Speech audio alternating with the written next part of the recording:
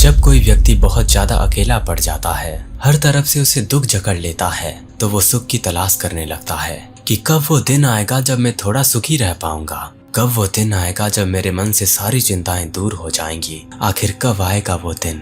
ये सवाल करते करते उसके जीवन में और दुख आने लगते हैं। दुख ही दुख।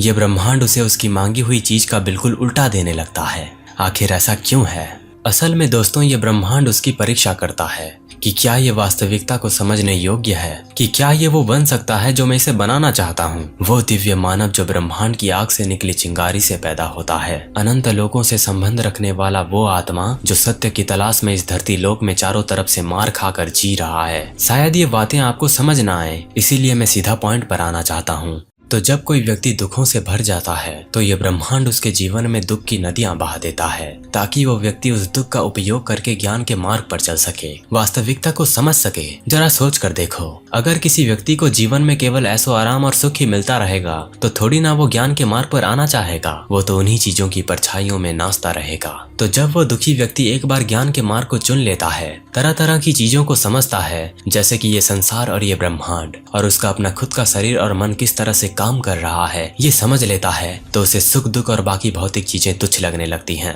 और इस चीज को वो ही गहराई से एहसास कर सकता है जो हर एक चीज को बिल्कुल गहराई से निरीक्षण कर सकता है। और निरीक्षण करने का सबसे आसान तरीका होता है ध्यान की अनंत गहराई में अपने आप को डुबा देना। शुरुआत में आपको चिड़चिड़ापन महसूस हो सकता है, विचारों का महायुद्ध होगा, पर जैसे जैसे आप अभ्यास करते जाओगे तो आपको आपके भीतर की दुनिया में परम शून्यता के साथ अनंत शांति का एहसास होगा। आपके शरीर के भीतर प्रवाह हो रहा रक्त, आपके दिल की धड़कन, आपकी सांसें, ये सब एहसास करने के बाद आप उस चैतन्य का एहसास करोगे जो आपके भीतर जीवन का महादीप जलाए हुए बैठी हुई है। चारों तरफ आपको केवल अस्थायी चीजें दिखाई देंगी, जिसे पहले आपके मन को लगता था कि ये हमेशा के लिए है। ये तो केवल ध्यान की बात थी, पर परम शून्यता क्या है? शून्य का वो महाध्यान जिसमें आपका संपूर्ण अस्तित्व गायब हो जाता है, जिसमें आपका अस्थायी नाम जो आपके माँ बाप या भाई बंधु द्वारा दिया गया था, वो ध्यान की अनंत गहराइयों में कहीं खो जाता है। वो ध्यान जो आपको इस ब्रह्मांड की शून्यता से परिचित करवाता है।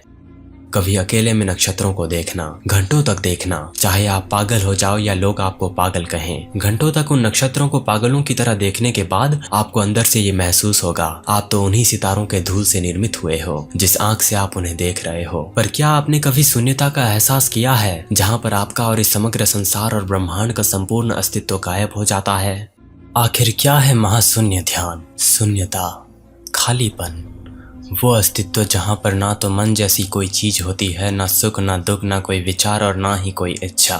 इस परम शांति को पाने का बस एक ही तरीका, अपने आप को एक खाली जगह पर ले जाएं, अपने आप को हल्का रखें। शांति से एक जगह पर बैठने के बाद गहरी सांस लेकर अपने आंखों को आराम से बंद कर लें और ध्यान लगाना शुरू करें एक महाशून्य का, जहाँ पर कुछ भी मौजूद नहीं है। एक घनघोर अंधकार जो आपकी आत्मा को शांति के सिवाय और कुछ नहीं दे रही। इस दुनियादारी से दूर आपकी आत्मा उस अनंत खालीपन में कहीं तैर रही है। जब तक आपको अनंत शांति एहसास ना हो, आप वहां से उठना ही मत, जब आपका समग्र अस्तित्व शून्य शांति में विलीन नहीं हो जाता। जैसे जैसे आप महाशून्य ध्यान की गहराई में जाएंगे, आपको गिरने, अंतहीन और भारीहीन होने की भावना आएगी। आप सभी आधारों, सभी विचारों और सभी संवेदनाओं को जाने देते हैं। आपके नीचे की जमीन गायब हो जाती है। उस जमीन की जगह शून्यता का एक अथाह गड्ढा बन जाता है। फिर भी डर के बजाय एक अनोखी शांति होती है, अज्ञात के प्रति समर्पण की। मौन से भी अधिक गहरा मौन। हर आंतरिक और बाहरी ध्वनि फीकी पड़ जाती है, उसकी जगह मौलिक शांति ले लेती है। ये शोर की अनुपस्थिति नहीं है, बल्कि एक सक्रिय शांति है। एक गुंजन इतना सूक्ष्म है कि यह आपके अस्तित्व के मूल ढांचे को कंपन करता है। एक विस्तारित धारणा, आपकी स्वयं की सीमाएं पिघल जाती हैं। अब आप अंतरिक्ष में एक शरीर नहीं हैं, बल्कि शून्यता के अनंत सागर में तैरता हुआ जागरूकता का एक बिंदु हैं। आपके मन में तारे टिमटिमाते हैं, आपकी सांसों में पहाड़ उठते और गिरते हैं।